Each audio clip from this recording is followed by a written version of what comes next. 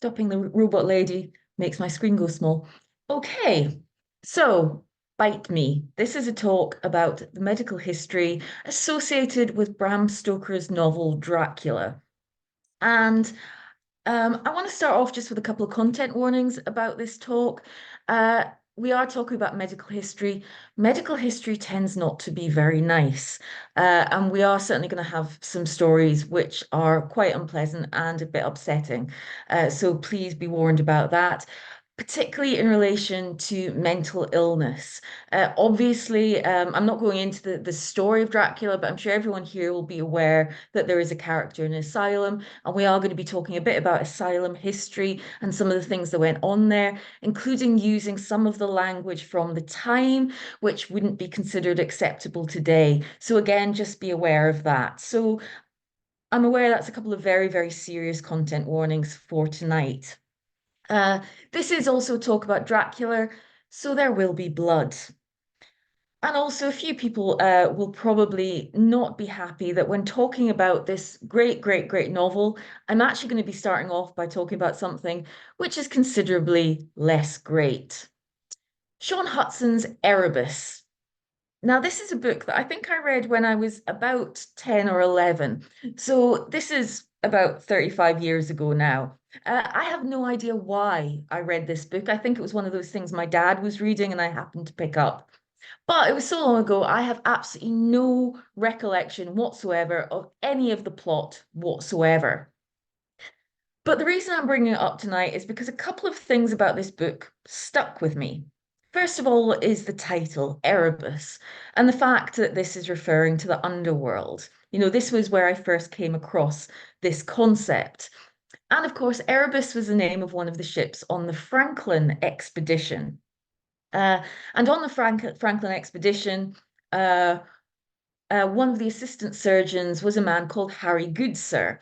And Harry Goodsir had been conservator at Surgeons' Hall before he left on the Franklin expedition. So I feel there is a connection there, even though conservator didn't quite mean the same as it does today back in the 19th century.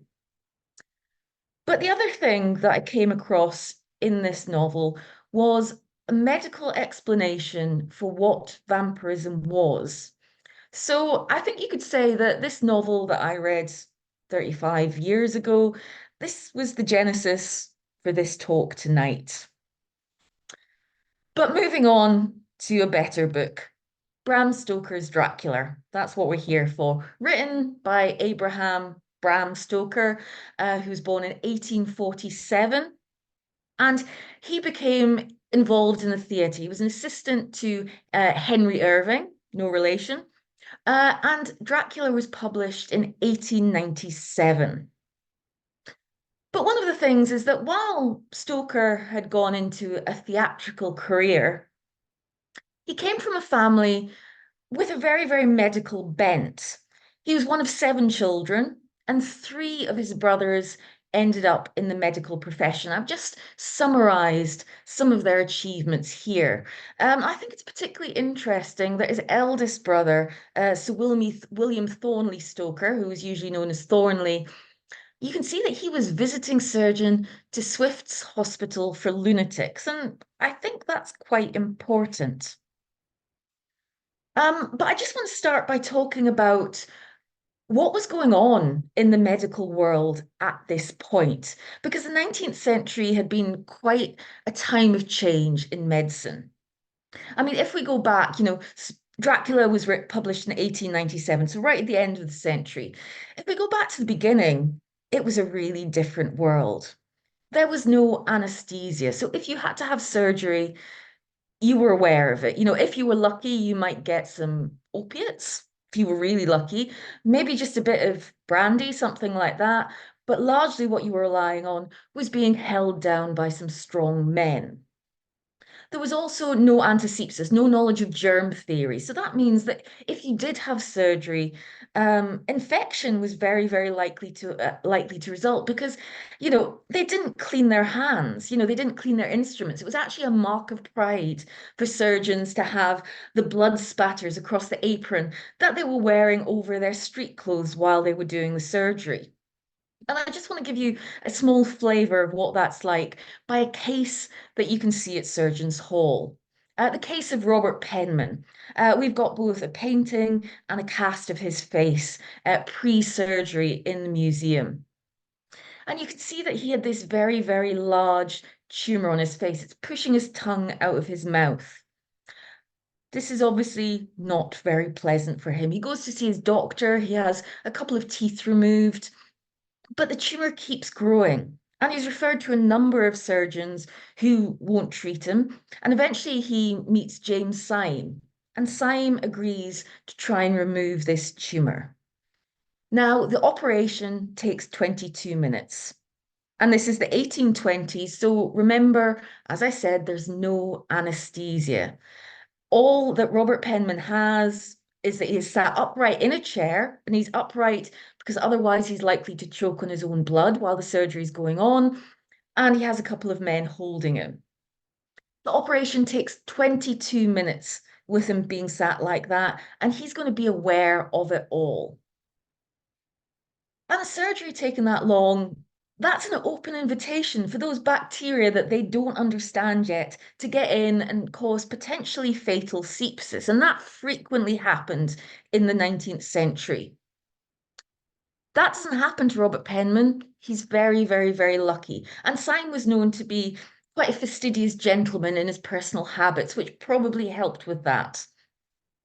But Syme met Penman 18 years after the operation, and this photo was taken. He survived, and he wore a beard to hide the scar, but otherwise he could talk properly, he could eat well. This had been a huge operation that had saved his life, but it must have been so traumatic to go through. But through the 19th century, things changed that make surgery like this considerably less traumatic. So in 1846, so this is the year before Stoker is born, we get the first operation under ether, the first anesthesia taking place in Boston in the US. Within a couple of months, it's being done in London. The man doing it is a man called Robert Liston, who was known as the fastest knife in the West End because of the speed that he conducted surgery. And this was so that the patient didn't suffer as much. He was said to be able to remove a leg in under 28 seconds.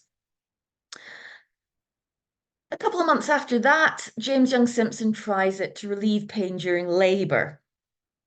And by the end of that year, again, this is the year that Stoker is born, he's discovered the anesthetic properties of chloroform, which he starts to use in obstetric practice. And basically, this comes about because Simpson thinks there's got to be a better operation, better anesthesia than ether, which is highly flammable. It can make the patient be sick, things like that.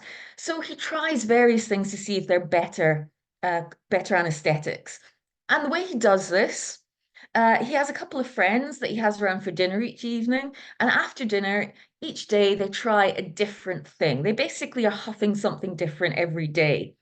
And one day, Simpson's brought along a brandy bottle, which has got some chloroform in it. They all have a wee snifter, and the maid comes in and finds them under the table.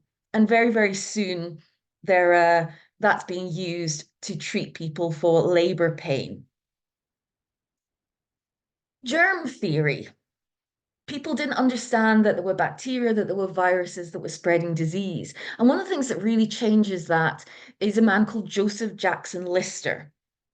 And in 1826, he improves microscopes. Microscopes have been around for centuries, but they weren't actually very good. They've been able to see things like blood cells under them, see little things moving around in water. But the problem is that they had this thing called chromatic aberration, which is basically means they've got a bit of a fuzzy edge. So it's difficult to see things clearly. Joseph Jackson Lister comes up with a way of stopping that, for making a clear image and making you be able to magnify it more, which is a useful thing in a microscope. And that allows people to investigate what these teeny tiny animals that they see living in their water are. And this is the germ of germ theory, as it were. And then Joseph Jackson Lister's son, Joseph Lister, does something really good for us. In 1867, he publishes his groundbreaking paper on antisepsis. And this is the idea that maybe surgeons should wash their hands before doing surgery. He wasn't the first person to come up with this idea. Actually, at the end of the 18th century, there was a surgeon in Aberdeen who'd suggested this, but most of his colleagues actually thought he was a bit of a dick. And that means that they didn't take his ideas seriously. They didn't listen to him. So he's pretty much ignored. And then in the 1840s, a man called Ignaz Semmelweis, well, he suggests that there has to be something that is being moved around that's transferring disease. He calls it cadaveric particles. And he uses chlorinated lye between the autopsy suite and ward rounds to try and reduce mortality. And it works. The problem is that no one wants to listen to him, with one doctor saying, but doctor's a gentleman, and a gentleman's hands are clean. And Semmelweis actually ends his life. He dies in a mental institution where he goes because of the difficulties he has with not understanding why people can't realize how this would help. But then in 1867, Lister's paper comes along, and it takes a while for it to be widely taken up, but it will go on to save millions of lives. And it also means that medicine can change. Before this, surgery was something that was only done as a last resort. You didn't do this just because it would be a bit helpful. You only did it if you really, really needed it. Antisepsis means and anesthetic, meaning that you can take longer to spend the time doing the operation, means that you can go into different parts of the body that you would never have gone into before. You can go into the abdomen, you can remove an appendix, you can remove tumors. Eventually, you can go into the brain. And this really opens up the world of medicine. And it leads to people becoming specialized in really particular things. Like we saw that George Stoker, he became an ENT surgeon. So it allows the development of different branches of medicine, whereas before it was really just, you did it under the worst circumstances. And in terms of Dracula in medical history, many modern researchers think that the Eastern European folklore that Bram Stoker was drawing on was a way to try and explain disease and epidemics when it wasn't understood. And I find it interesting that Nosferatu, which is the title given to the Dracula film when Dracula was still in copyright, comes from the Greek meaning plague carrier. And so you can kind of see the way that a vampire bites someone and they can become a vampire too, can have an equivalence to contagion, which is only just being unscientifically understood at this point. And someone may also become a vampire through committing suicide, which through the medieval period was considered a sin. And there was much thought through that period that connected illness and sin. People thought that it was your sin manifesting that made you ill. And an interesting little aside on ways you can become a vampire can be seen in Surgeon's Hall. This is a baby's caul. So this is one of the inner linings of the amniotic sac, and it usually comes out in the afterbirth, but very, very occasionally, and we're talking here about 1 in 80,000 cases, it will come out covering the face of the child like a veil. And this is something that doesn't cause problems. It can easily be peeled away. But it was thought that if a child was born in the caul, this was a sign that they were destined for greatness. And people who were said to have been born with one of these cauls include people like not Julius Caesar, Napoleon, Charlemagne, James VI and First, Byron, Sigmund Freud. They were all said to be born in the caul. But it was also said that those born in the caul would never drown. And sailors would often pay huge prices to buy one to carry as a talisman against such a death. And we can see this in David Copperfield. I was born with a caul, which was advertised for sale in the newspapers at the low price of 15 guineas. So a caul is a good thing, yeah? Not in Romania. In Romania, it was said that the cold child would become a vampire when they died. Now, we can see that Lucy becomes progressively frailer through Dracula's repeated attacks, in the same way that progressive diseases could drain the vitality from their sufferers. And one of the big sort of causes of this in the 19th century was tuberculosis. It was a highly contagious bacterial infection that was known as consumption. The slow process with which people suffered and died was often characterized as sinking into the grave. Symptoms included weight loss, night fevers. So the patient would become restless at night, almost as if they were up to something. And often, in 85% of cases, it was the lungs that were affected, though you can get tuberculosis in almost any part of your body. And this would often lead to a chronic, painful cough that would often produce blood. So patients would sometimes have blood coming out of their mouths. It was a disease that people were rightly afraid of. And that sign of coughing up blood would sometimes be considered a terrible harbinger of a death to come. The person wasted away, losing all vitality in a way that might seem as if they were slowly being drained of blood. And there's an interesting case in New England from about 5 years before Dracula was published. And it's possible that Stoker was aware of this. In the town of Exeter, Rhode Island, tuberculosis spread through the Brown family like wildfire. And this was something that often happened, this idea that once tuberculosis got into a family, especially in poor families where people living in close contact, that soon many people would fall ill. The mother of the family, Mary Eliza, she was the first to die, followed in 1884 by her eldest daughter, Mary Olive. Her son, Edwin, developed tuberculosis, but he didn't die. They actually sent him off to Colorado Springs in the hope that this would bring on a cure. And then in 1892, uh, Mercy, Mercy Brown, often known as Lena, she develops galloping consumption. Now, this meant that the bacillus that causes tuberculosis had been hiding in the system for a while and then suddenly rears its head and the disease progresses rapidly, and she dies in January 1892. Um,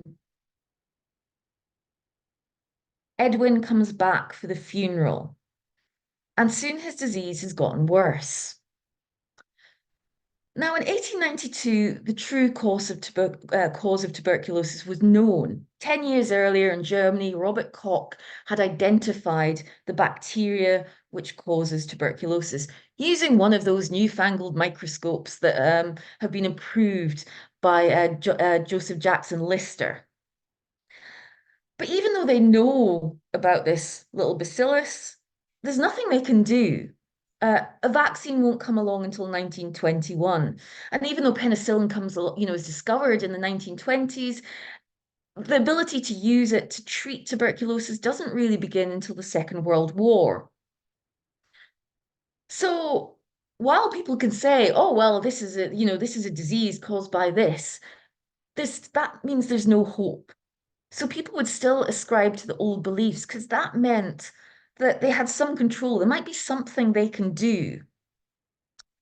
And the thought that multiple deaths in the same household, as had happened with the Browns, was down to the undead. And if one of the buried Brown women was a vampire and was coming back to claim her loved ones, to take them to her, well, something had to be done to stop the same fate from befalling Eddie. George Brown was persuaded that steps had to be taken. And so on the 17th of March, 1892, accompanied by the local doctor and somebody from the newspaper, the graves of his family were exhumed. Now, the first two bodies are as expected. Mary Eliza and Mary Olive have become skeletonized after being in the ground for 8 years. Mercy, however, looks pretty much as she did when she was buried. And the doctor does an autopsy and he finds the tubercles that are associated with tuberculosis in her lungs. However, he also finds blood in her heart. And while today we know this is because she was buried in January in New England, which is effectively like being kept in the freezer for a couple of months, therefore slowing down the decomposition process, then they thought that this was because she was a vampire. Her heart and her liver were removed and they were burnt. And Edwin was fed the ashes. This was thought to be a sure cure for the diabolical feasting of the vampire. He dies anyway 2 months later. And it should be noticed that this case isn't an isolated incident.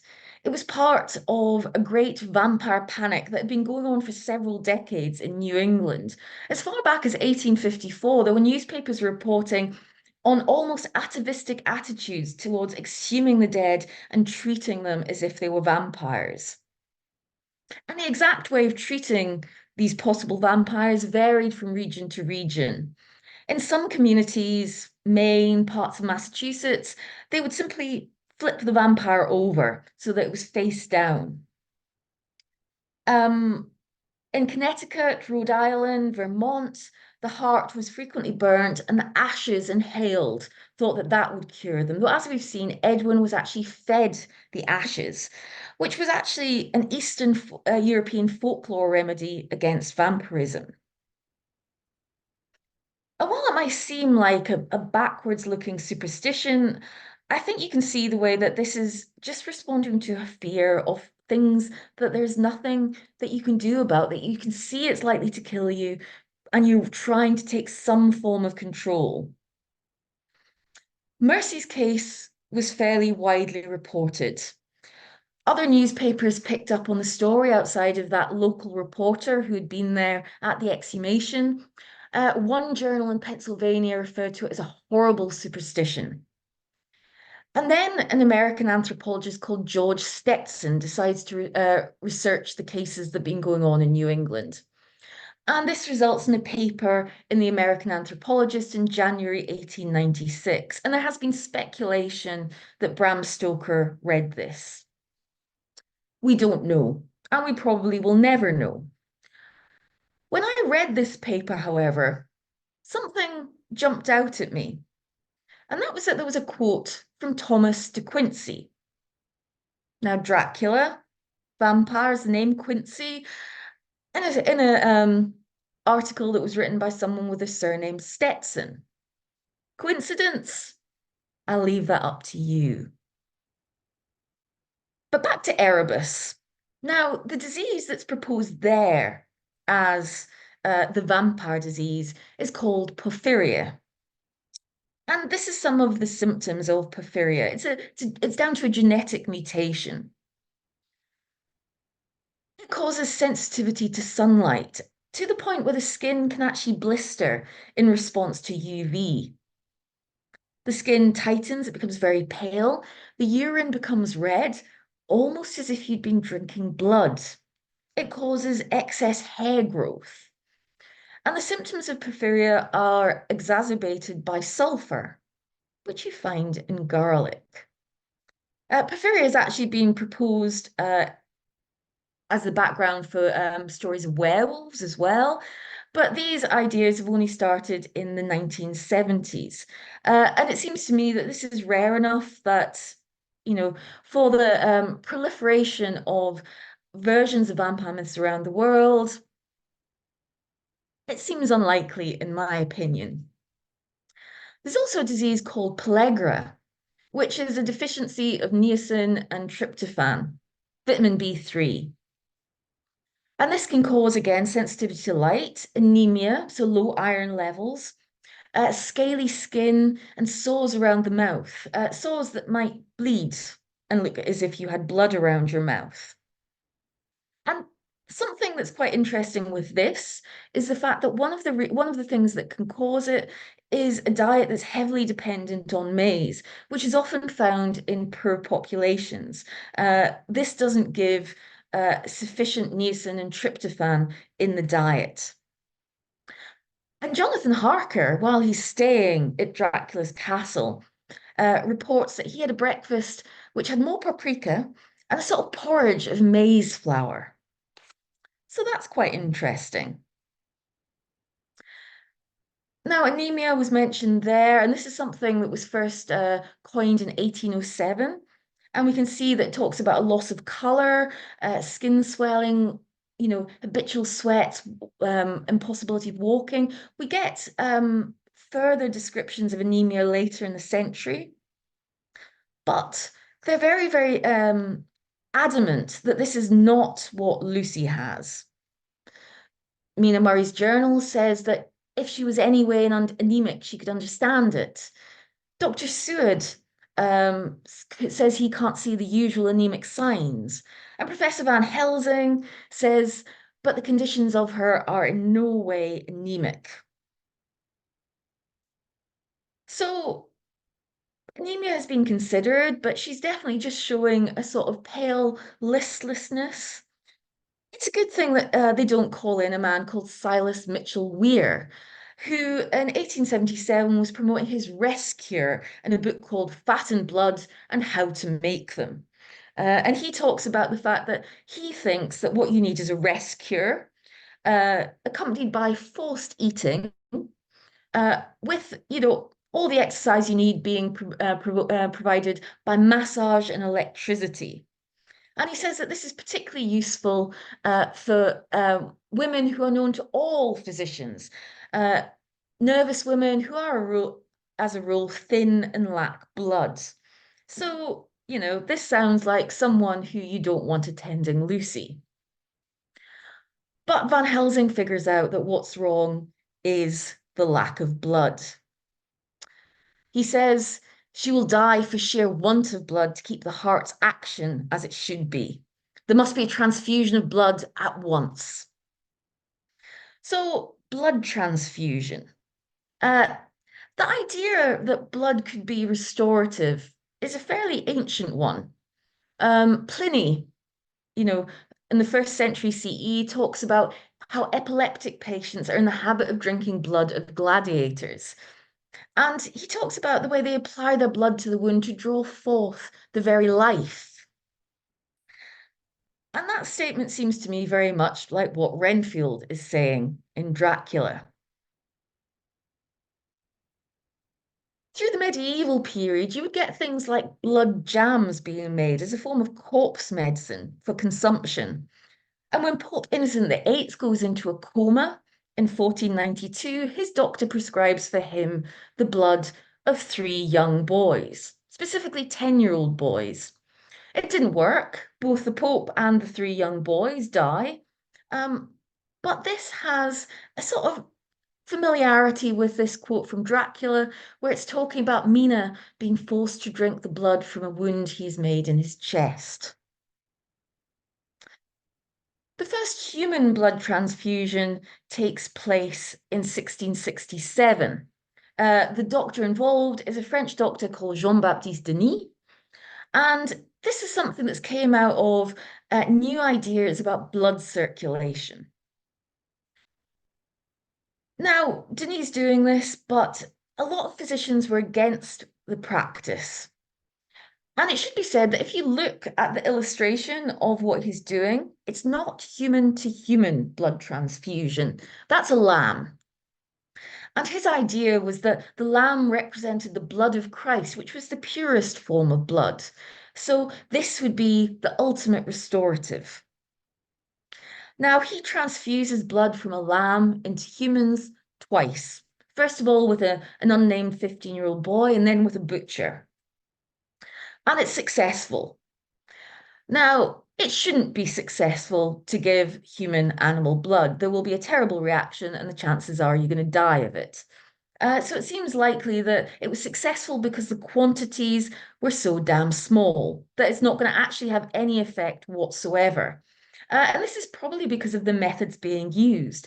There are no syringes in the way that we understand them today. So it's likely that what he's using is effectively a quill from a feather and a bladder from an animal to remove the blood and transfer it to someone else. But he's so sort of emboldened by the success he's had with this so-called blood transfusion that he decides to try something else. And while medical history is full of things that are ethically dubious, this one seems to me particularly bad. Because you see, there's a mentally ill man in Paris at the time. His name is Anton Leroy. He's 34 years old and he's a house servant. And his behavior has become more and more erratic to the point that he's well known around Paris for his strange behavior. Denis and his colleagues wondered if performing a transfusion on Leroy might cure him. The idea is that they're replacing his bad blood with good blood. And so, to try this theory out, they kidnap him. And rather than transfusing blood from an impure human, they pick a calf, thinking that it's pure, uncontaminated blood with no human sin might counteract whatever it is in Roy's blood that's making him act so badly. And after the first forced transfusion, he seems calmer.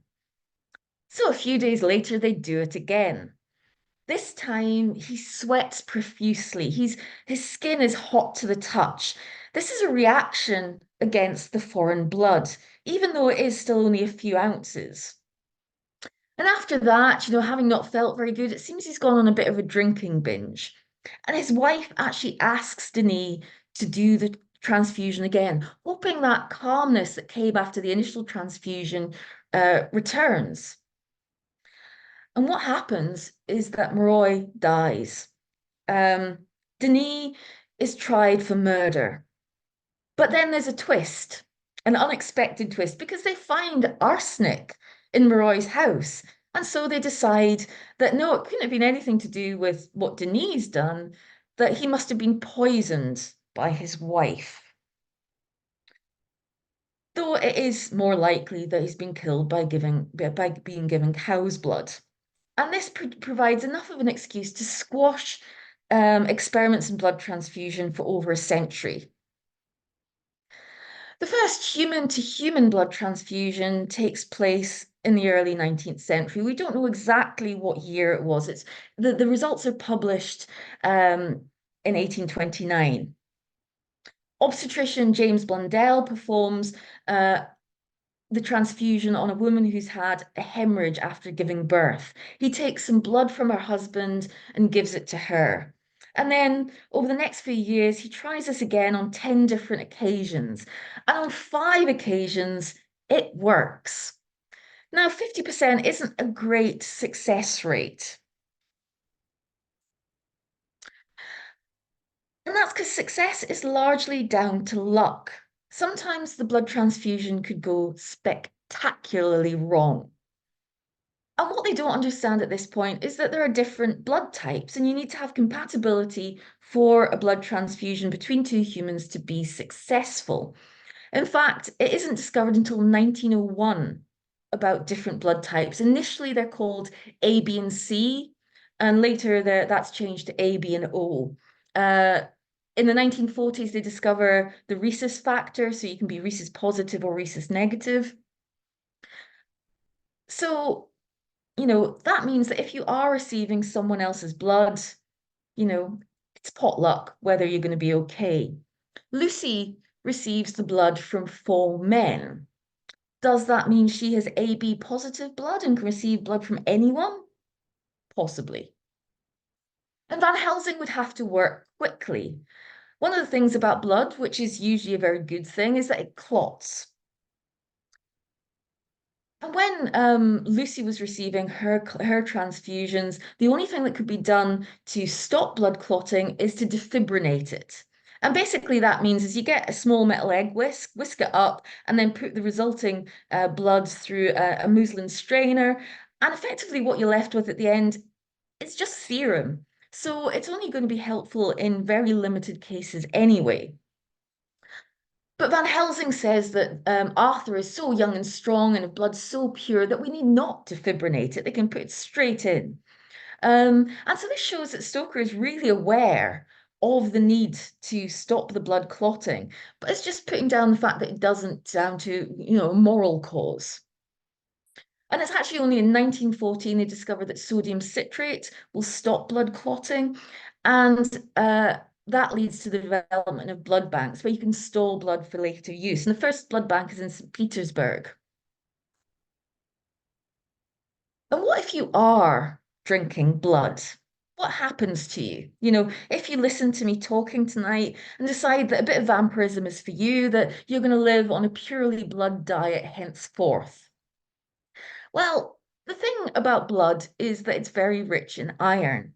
And so if you have a lot of it, you can actually develop iron toxicity, and that can cause damage to your liver, your lungs, nerve damage.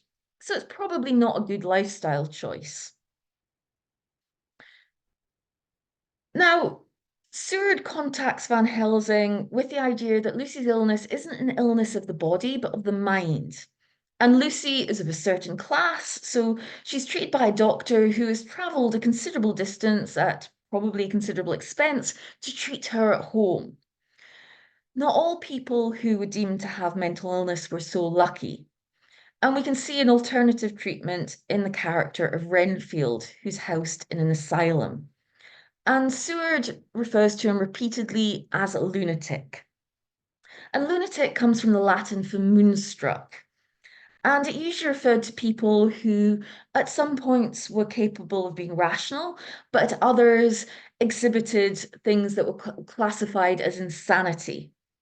Um, and you can see this in the way that Seward describes Renfield, that it's wonderful the recuperative power that lunatics have. Um, After a few moments, he stood up quite calmly and looked around him. So this is the idea that there's something about the phases of the moon that's causing these shifts in temperament. Now, undoubtedly, the most famous asylum is Bedlam, the term that was often given to the Bethlehem Hospital in London. It began life not as an institute for the mentally ill, but actually as a priory which was raising money for the Crusades. It also would give shelter to the poor and provide hospitality to clerics from its own order who were visiting London. Hence, it was a hospital.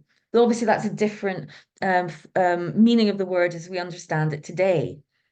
The first record of it in connection with the insane comes in 1403, when it's recorded that there are 6 men there who are suffering from menti capti, which is a Latin term indicating insanity. And by 1460, this becomes its main purpose. Now, the idea is that mental illness at this point isn't, in fact, mental. This was a time when the humoral theory still ruled. And this is an idea that comes from ancient Greece. And it says that you have 4 humors: blood, phlegm, black bile, and yellow bile. And that your personality is determined by your balance of those 4 humors. And you can still see this in the way we use language. You would say someone is good humored or bad humored.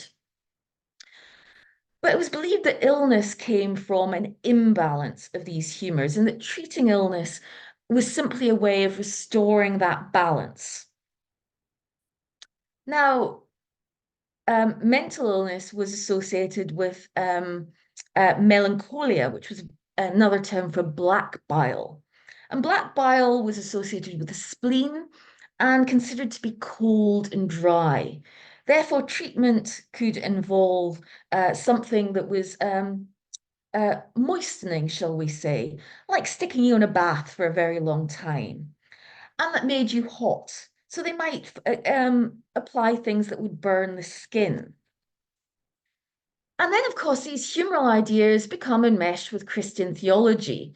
The illness could be caused by demonic influence, and that a cure could be affected by using some of those methods of redressing humoral imbalance to drive out those demons.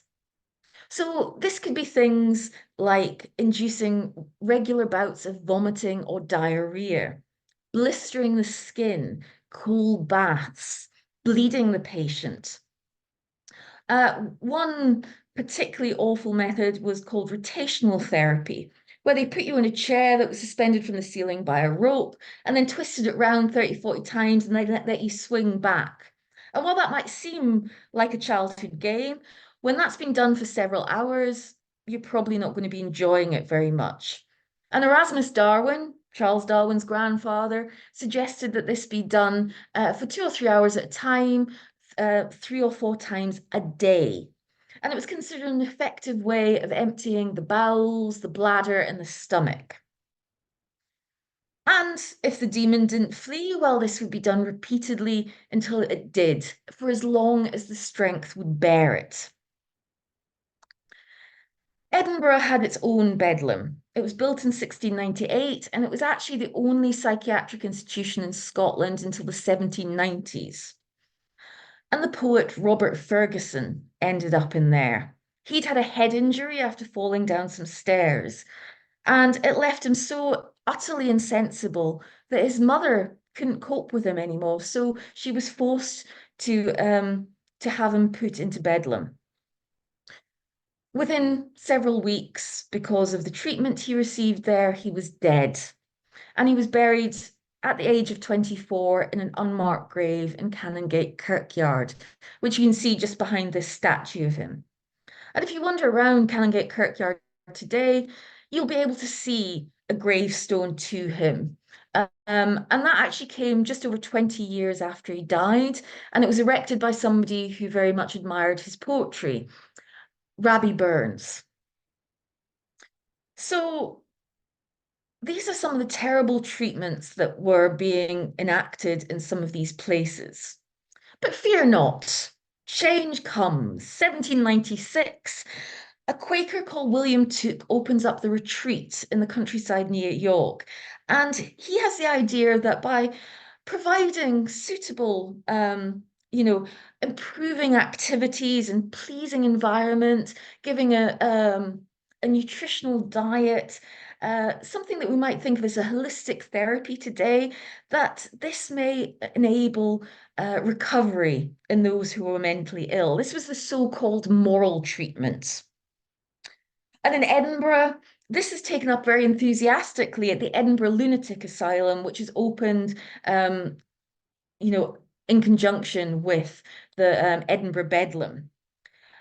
So patients were encouraged to work and maintain skills that they'd had before they were actually incarcerated, as well as developing new ones. There were lectures, there were picnics, there was a weekly ball. And in 1845, a printing press was installed. And for 20 years, the people in the Edinburgh Lunatic Asylum produced their own newspaper. It was called the Morningside Mirror. And an 1852 issue sees one patient reflect on the way their treatment has changed. They say coercion and restraint have been superseded by mercy and regulated liberty. It wasn't happening everywhere, however. There were a lot of private mental institutions in as well as these publicly funded ones. And this is what Dr. Seward is running. He has his own lunatic asylum, and Lucy's quite impressed with She says he's only 9 and 20, and he has an immense lunatic asylum under his own care. However, when Mina visits, it says that she can't but repress a shudder as she enters. Restraint was still widely used in these private asylums. And even the Tooks thought that, in their very progressive system, that restraint could be used to modify behavior if it was used sparingly. Straitjackets had been used as a form of restraint since the Georgian period.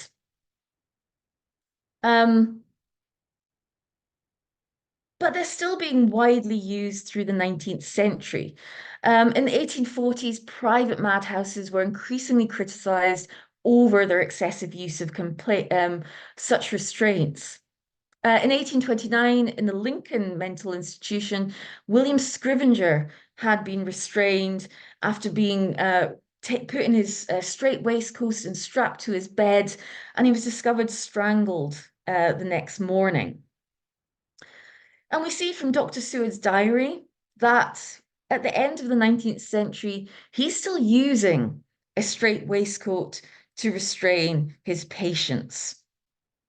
Um, he mentions here Jack Sheppard himself couldn't get out of the strait waistcoat that kept Renfield restrained. Jack Sheppard was an early 18th century thief who was known for escaping from prison on a number of occasions. So Seward is still using these kind of restraints in his care. Um, And actually, they go on being used in places for treating the mentally ill until the end of the 20th century. Um, but now, by the end of the 19th century, when Seward is looking at Renfield's treatment, optimism about moral treatment was largely fading. And Seward seems to represent a new type of doctor, one who is interested in how you classify mental illness. I want to show you a couple of examples, and again, I'm going to apologize for the language that's being used in them, but this was of the period, that show the way these ideas were changing. Um, so first of all, Seward says that you'll have to invent a new classification for Renfield. Um, Had I had the secret of one such mind, did I hold the key to the fancy of even one lunatic, I might advance my own branch of science. Um, and his branch of science is what we'd call psychiatry today. At this point, it's known as alienism. And his comparisons are slightly unfortunate. David Ferrier, who was indeed a successful neurologist who published widely at the time, was the first scientist to be prosecuted under the Cruelty to Animals Act of 1876. If we look at what was going on earlier in the century, this is a document from the Edinburgh Lunatic Asylum. It's basically to show which parishes get charged for the treatment of the patients there. And the particular document that I've chosen comes from the place where I grew up. So Berwick, this is where I was born. Ancroft, this is where my grandparents lived and where my mother was born. But here, the classification is whether or not the person was a lunatic or an idiot. Now, lunatic effectively referred to someone who had developed their illness later in life. Idiot was someone who had had it since birth. So, while it's certainly not the language we would use today, it's a very simple system. Later in the century, as we can see from John Miller's Hints on Insanity, here are some of the classifications of mental illness that he's using. We can see there are a lot of different type of manias. There's melancholia, hallucinations, dipsomania, that's effectively alcoholism. Masturbation is a particularly good one. He talks about the fact that if men under 25 are, if they speak to you in a pert manner or with an averted face, particular leaden appearance of the cornea, a dull expression, or a clammy hand, effectively they're masturbating too much and deserve to be in an asylum. Now, Seward wants to invent a new classification for Renfield. He wants to call him a Suphagus maniac. But I find it quite interesting that he's not considering him as suffering from general paralysis. Now, general paralysis or paresis of the insane was one of the very common causes of men being in asylums in the 19th century. Upwards of 20% of all inmates in asylums were suffering from GPI. And these are some of the symptoms. The early ones are grandiose delusions, often interspersed with very, very profound depression. There's a strange gait, which is known as tabes dorsalis, disturbed reflexes, problems with muscles. And this will eventually deteriorate into a point where it's effectively there's no reactions whatsoever, and death will follow shortly after.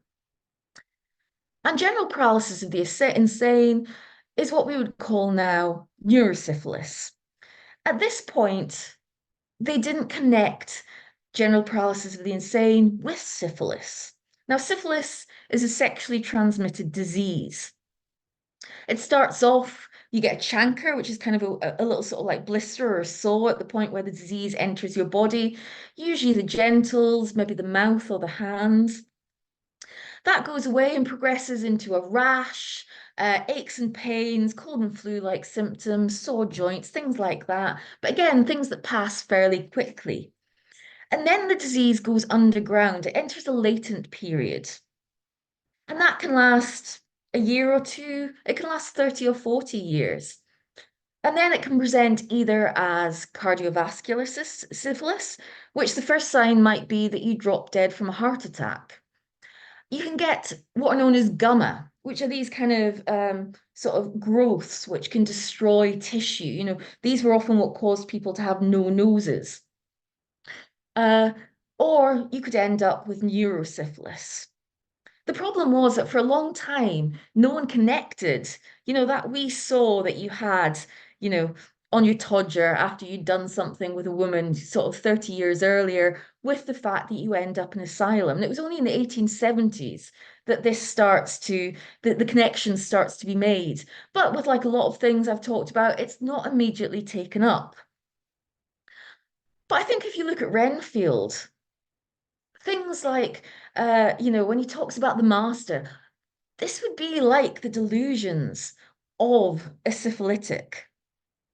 He's convinced that something is good is coming to him. Stewart himself says that he is, filled sometimes with sublime self-feeling, and that he will soon think that he himself is God. So this seems very much like those swings of early syphilis, early neurosyphilis. And someone that we can see who suffered from this was a French writer called Alphonse Daudet. Uh, he was thought to have acquired syphilis at the age of 17, shortly after he arrived in Paris. And by the 1880s, he's clearly showing the signs of tabes dorsalis. And the latest treatments were tried on him. He went through brown Sicard treatment, which is probably the nicest of the lot. He's injected with extracts from guinea pig testicles. And brown Sicard had actually discovered this after experimenting on himself with injections of guinea pig testicle extract. He said that it made him feel a youthful vigor and it made the arc of his urine stronger. Effectively, what he's discovering here is testosterone.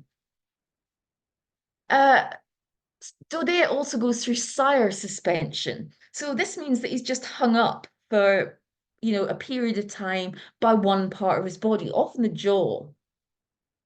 They also try a soup whose consequences were so explosive, Daudet tells us, that death was preferable.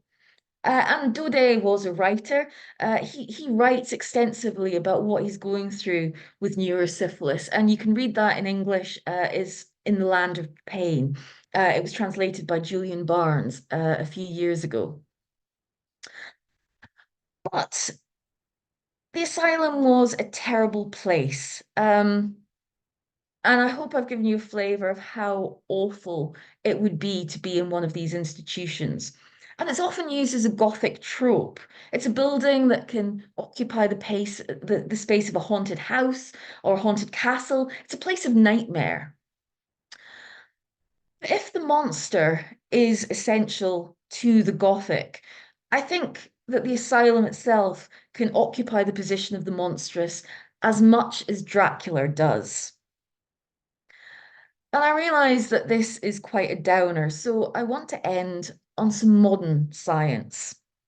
Um, Recently, there have been studies of ancient biomolecules in 3 letters that are believed to have been written by Vlad the Impaler. And they tell us that he likely had respiratory, possibly skin problems. He possibly had hemolacria. So, what hemolacria means is that he cried blood. And while it's not in the paper that was published on these letters, the scientists involved have said that they were surprised at the lack of animal proteins and have theorized that possibly Vlad the Impaler wasn't a bloodsucker, but was actually a vegetarian or vegan. Thank you very, very much for listening to me.